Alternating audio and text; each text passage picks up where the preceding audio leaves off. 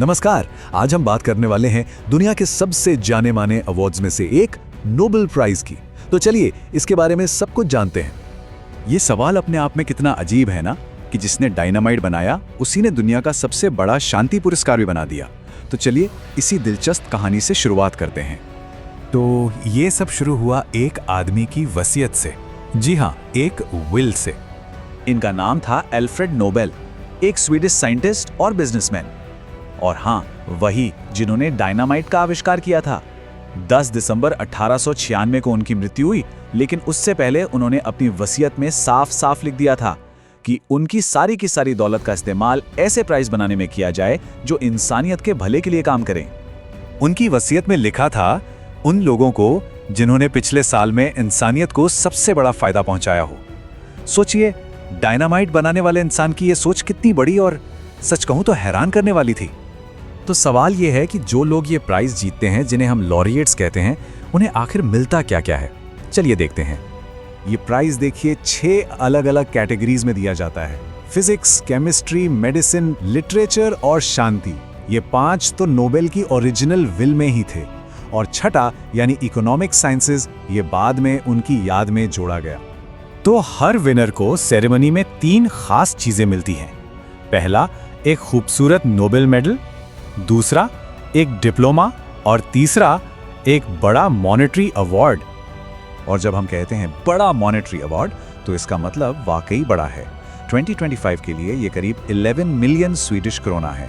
हाँ, ये अमाउंट हर साल नोबेल फाउंडेशन की कमाई के हिसाब से थोड़ा ऊपर नीचे होता रहता है, लेकिन होता बहुत बड़ा है। ठीक है, तो अब पता चल गया कि मिलता क्या है। पर सवाल ये है कि विजेता चुने कैसे जाते हैं। भाई, ये कोई आसान प्रोसेस नहीं है। इसका रास्ता काफी लंबा और सीक्रेट से भरा है। पूरा प्रोसेस एक फिक्स्ड टाइमलाइन पर चलता है। साल की शुरुआत में क्वालिफाइड लोग और ऑर्गेनाइजेशंस नॉमिनेशंस भेजते हैं। फिर साल के बीच में एक्सपर्ट कमिटीज इन सब नॉमिनेशंस को रिव्यू करती हैं। अक्टूबर में जाके विनर्स के नाम पूरी दुनिया को बताए जाते हैं। और फाइनली 10 दिसंबर को होती है शानदार अवार्ड सेरेमनी। और यहाँ एक बहुत ही दिलचस्प बात है, पता है कि नॉमिनेट कौन कौन हुआ था, किसने किसको चुना, ये सारी जानकारी पूरे 50 साल तक सीक्रेट रखी जाती है। जी हाँ, 50 साल तक। और इसी सीक्रेसी की वजह से ये अवार्ड और भी ज्यादा खास और प्रेस्टीजियस बन जाता है।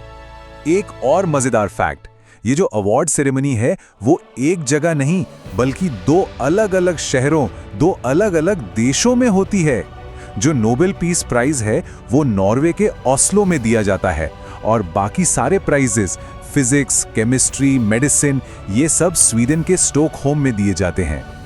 को 1901 में जब पहला प्राइज दिया गया था, तब से लेकर आज तक 1000 से भी ज्यादा लोगों और ऑर्गेनाइजेशंस को यह सम्मान मिल चुका है। चलिए इतिहास के कुछ यादगार पलों को फिर से याद करते हैं। 1012 ये सिर्फ एक नंबर नहीं है, ये एक सदी से भी ज्यादा समय की बेहतरीन साइंटिफिक, लिटरेरी और सोशल अचीवमेंट्स की कहानी है। वाह! इस प्राइज के इतिहास में एक बहुत बड़ा मील का पत्थर आया साल 1903 में, जब पहली बार किसी महिला ने यह अवार्ड जीतकर हिस्ट्री बना दी। और वो कोई और नहीं बल्कि मैरी क्यूरी थी।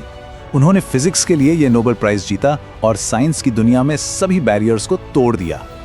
और फिर ठीक 10 साल बाद लिटरेचर के फील्ड में भारत के लिए एक बहुत ही ऐतिहासिक पल आया, जब गुरुदेव रवींद्रनाथ टैगोर को उनकी बेहतरीन और दिल को छू लेने वाली कविताओं के लिए यह सम्मान दिया गया। और इसी के साथ वो ये प्राइज जीतने वाले पहले नॉन यूरोपियन भी बन गए। तो ये तो थे इतिहास के कुछ सुनहरे पल।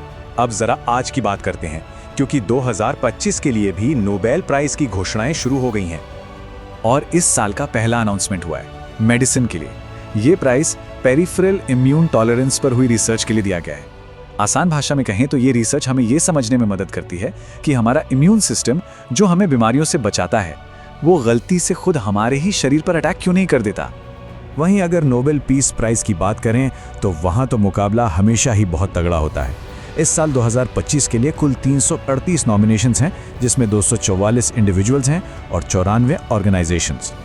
बाकी के प्राइज के अनाउंसमेंट्स भी इसी महीने होने वाले हैं। तो पूरी दुनिया की नजरें इस बात पर टिकी हैं कि इस प्रेस्टीजियस लिस्ट में अगला नाम किसका जुड़ने वाला है।